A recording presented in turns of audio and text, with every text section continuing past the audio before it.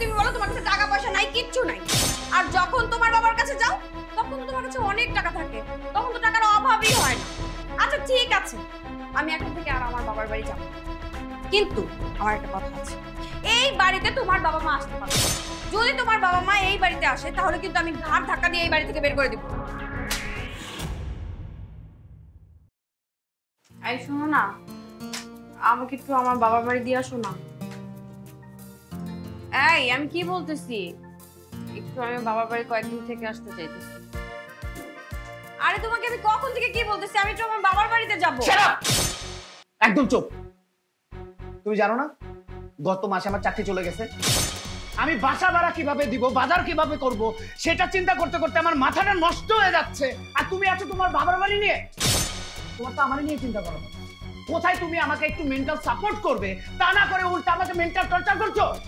শোনো, আমার কিন্তু এগুলো একদম ভালো লাগছে না, আমি জাস্ট নিতে পারতেছি না। কি বললা? হ্যাঁ, আমি যখন আমার বাবার বাড়ি যাব বলি তখনই তোমার বিরক্ত লাগে? হ্যাঁ, আমি তোমাকে মেন্টালি টর্চার করি? বাবা আমাকে ঠিকই বলেছিল, তোমার মতো ফকিনীকে বিয়ে করে না আমার জীবনটা শেষ হয়ে গেছে। বাবা আমাকে অনেকবার বুঝাইছে, তখন যদি বাবার কথা শুনতাম তাহলে আর আমার এই দিনটা দেখতে হতো না। মানে কি, মানে কি বলতে চাও তুমি? আমাকে কি বলতে চাও সেটা ক্লিয়ার কাট আমাকে খুলে বলো। কেন বুঝো না? কি বলতে চাই বুঝো না? হ্যাঁ, যখন আমি আমার বাবার বাড়ি যেতে চাই তখনই তুমি বলো তোমার কাছে টাকা পয়সা নাই, কিচ্ছু নাই। আর যখন তোমার বাবার কাছে যাও তখন তো তোমার কাছে অনেক টাকা থাকে, তখন তো টাকার অভাবই হয় না। আচ্ছা ঠিক আছে, আমি এখন থেকে আর আমার বাবার বাড়ি যাব, কিন্তু আমার একটা কথা আছে, এই বাড়িতে তোমার বাবা মা আসতে পারবে না। যদি তোমার বাবা মা এই বাড়িতে আসে তাহলে কিন্তু আমি ঘাড় ধাক্কা দিয়ে এই বাড়ি থেকে বের করে দিব। খবরদার, তোমাকে আমি ভালোবেসে বিয়ে করেছি ঠিকই, তার মানে এই না তুমি আমাকে যা ইচ্ছা তাই বলবে। তুমি আমার গায়ে হাত তুললে? হ্যাঁ তুললাম। তোমার এত বড় সাহস, তুমি আমার বাবা মাকে নিয়ে কথা বলো? আচ্ছা ঠিক আছে, থাকো তুমি তোমার বাবা মা নিয়ে, আর তোমার এই সংসার নিয়ে। এই সংসার আমি আর করবো না, আমি এক্ষুনি আমার বাবার বাড়ি চলে যাবো, আর সময় মতো তুমি ডিভোর্স পেয়ে যাবে। যাও, যাবাই তো, ভালোবেসে বিয়ে করছি না। তোমার আমি একটা কথা বললে নাকি কান করে শুনে রাখো, ভালোবেসে বিয়ে করছি তার মানে এই না তোমার যখন যা খুশি তুমি তাই করবা।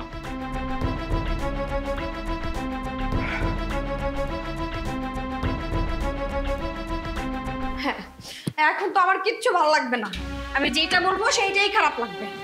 আমার পিছনে খরচ করা মানে অপচয় করা, সব বুঝি। ঠিক আছে,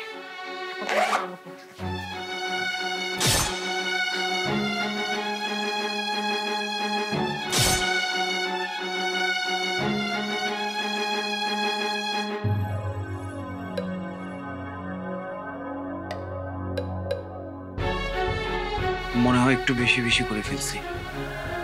ওর গায়ে হাত তোলাটা আমার একদমই উচিত হয়নি, একদমই উচিত হয়নি।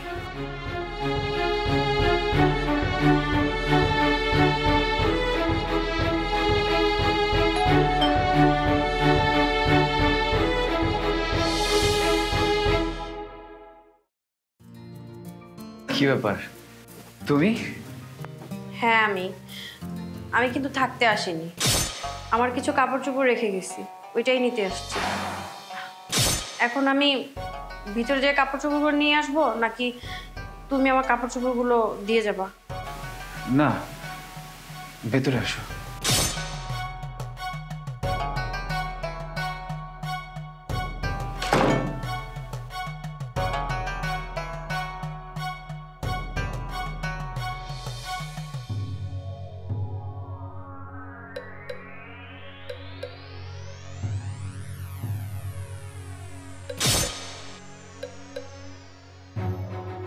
তুমি কি শুধু কাপড়গুলো নিতে এসেছো? আমি উকিলের সাথে কথা বলে এসেছি, কালকে সকালবেলা কোর্টে যেও, ডিভোর্স পেপারে দুইজনেই সাইন করে আসবো।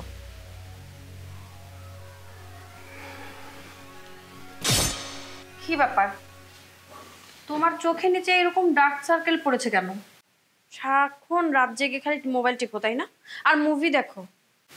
কি করবো বলো, একা থেকে তো অভ্যাস নেই। সারা রাত একাকিত্বে এদিক ওদিক ছোটাছুটি করি। এই বাসাটা ভীষণ খালি খালি মনে হয় তোমাকে ছাড়া। আচ্ছা, সংসার করার আগে আমরা তো ভালো বন্ধু ছিলাম, তাই না? আমি জানি না। থাক, মুখে কিছু বলতে হবে না। তোমার চেহারা দেখে আমি সবকিছু বুঝে ফেলেছি। আমি যেমনটা তোমাকে নিয়ে ভাবি, ঠিক তেমনটাই তুমি আমাকে নিয়ে ভাবো।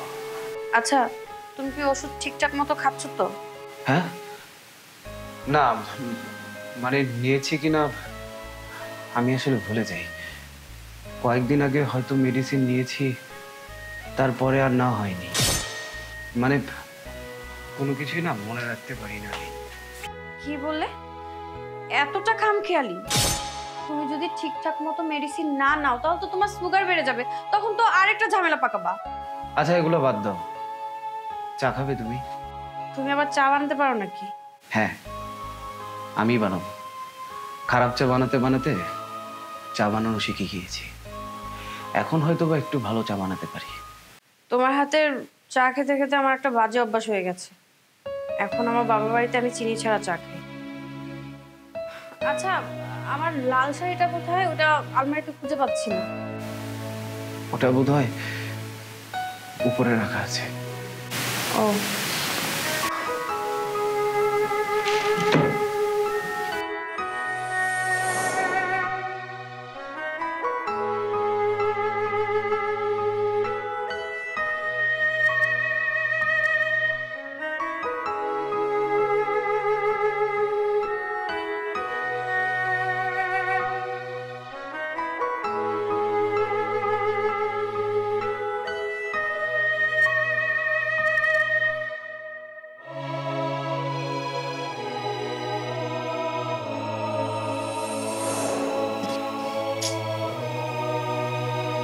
কি ব্যাপার?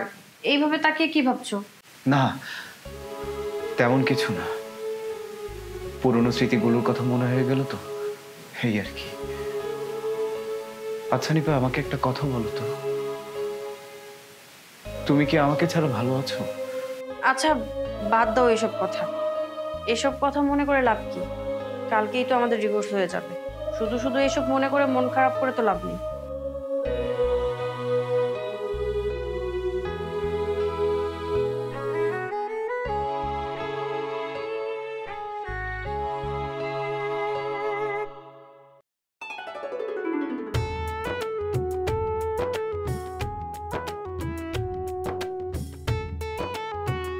আরে কি করছো তুমি?